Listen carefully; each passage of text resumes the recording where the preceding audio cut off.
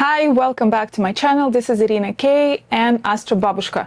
I am a Vedic astrologer and I apply ancient knowledge that is more than 3,000 years old to modern times. This September 21st, 2025, the solar eclipse will be visible in a very unusual place, Antarctica. For most of us, that is a distant, lifeless continent at the bottom of the globe. But in a myth, in occult culture, and esoteric traditions, Antarctica is never just ice. It is a threshold, a hidden world, a place where secrets are buried and where spiritual powers are sad to enter. And when an eclipse, the very blotting out of light, casts its shadow there, the symbolism becomes powerful. Some traditions even say Antarctica is the gateway through which the Ahrimanic spirit presses into human affairs. And this time there's another layer. The eclipse falls on the fixed star Alkaid, also called Benetnash, the leader of the Mourners, the star of lamentation. Ancient astrologers saw Alkaid as a star tied to mass death, disasters, violent upheavals, and the mourning of many lives lost. When eclipses align with Alkaid, they bring a tragic undertone, moments in history where, when collective grief is awakened. And here, I would like to mention Rudolf Steiner, the founder of anthroposophy, and he spoke often about Ahriman.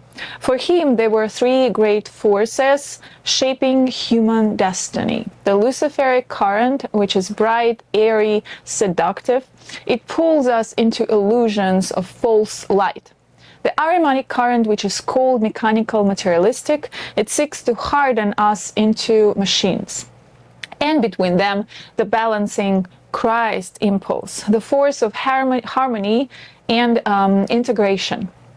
Steiner warned that Ahriman's influence would grow stronger in modern times. He said it would show itself in a culture of rigid materialism, soulless science, bureaucracy, and technology that ignores the spirit. He even said Ahriman wants to blind us to the spiritual world, to bind us into the machine. Steiner predicted that Ahriman would eventually incarnate in some way into the Western world. Not as a cartoon devil, but as a force moving through systems, through leaders, through the cold structures of society. Now, Steiner never said Antarctica directly, but later esoteric thinkers noticed the frozen, lifeless, mechanical symbolism of Antarctica perfectly mirrors the Ahrimanic spirit. Ice, darkness, isolation, hidden power beneath the surface. Now, and this is where the 2025 eclipse comes in. An eclipse is always a time when shadow takes the stage and the sun, our source of light and life, is darkened. In ancient traditions, eclipses were moments when demons, dragons, or shadow beings temporarily rose in power. So what happens when the eclipse like this falls exactly over Antarctica, while conjunct Alkaid, the Mourner star? Symbolism is doubled, even tripled, a continent of ice and shadow, the extinguishing of the sun's light, and the star that signals tragedy, mourning, collapse, and mass sacrifice. Alkaid was also known as the star of destroyed structures and fallen houses. So under a total eclipse, its symbolism could extend to the very foundations of Antarctica itself. Symbolically, it could mean a new crack in the ice, for example, a hidden fracture revealed, a structure beneath the frozen continent breaking apart. Whether literal or metaphorical, this image is potent. The frozen surface of the world begins to split. It is if the door for Ahrimanic forces opens wider, carried on the vibration of collective grief, and mirrored in the cracks of the polar ice itself. And what do we see in the world today? Artificial intelligence rising, mechanization of human life, bureaucracy tightening around every sphere, people feeling more like numbers than souls. These are all expressions of the Ahrimanic spirit that Steiner warned about a century ago. And here's something striking. All the global superpowers are rushing into Antarctica. Russia, the United States, China, the European Union, each trying to claim territory, control resources, and be the leader in Antarctic exploration. But why? Because beneath the ice lie untapped resources, strategic routes, and mysteries we barely understand. The struggle for Antarctica mirrors exactly what Steiner foresaw, a battle over the material foundations of the world, driven by cold, mechanized ambition. So what does this mean for us in 2025? It means the shadow of eclipse is not just on the ice, it is on us. It is a call to awareness. When Steiner spoke of Ahriman, he said, only by recognizing these forces can we balance them. If we ignore them, they enslave us. If we face them consciously, we can integrate them.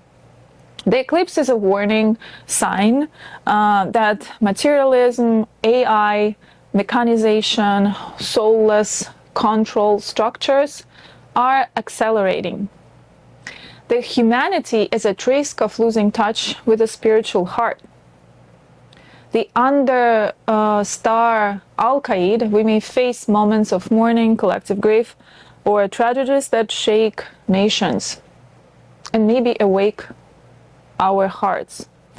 And in Antarctica, it may even symbolize a literal fracture, cracks in the ice, shed, collapses in hidden structures, signs that the Earth itself responds to the shadow, but also that we can awaken and not let the shadow define us. So as the eclipse crosses Antarctica this September, remember, this is not just an astronomical event. It's a mirror, it's a mythic sign, a symbolic threshold. Steiner's prophecy of Ahriman reminds us that the danger is not out there in Antarctica, it is here in us, in our hearts, in our society, in how we choose to live, where we choose to focus. Alkaid, the Mourner star, reminds us that history under these eclipses often carries grief, but grief can also awaken. The eclipse asks the question, will we surrender to cold mechanization, or will we awaken the balance of spirit that Steiner said is still possible? In my main eclipse video, I go into how this event touches the charts of Trump, the USA, China, Russia, UK, and Ukraine. If you want to hear that full analysis, I'll link it down in the comment section. And if you want deeper updates, join my monthly newsletter for free webinars and astrology tools. Until then, stay awake, stay aware, and remember, even in Antarctica's shadow and even in the cracks of the ice, the light always returns.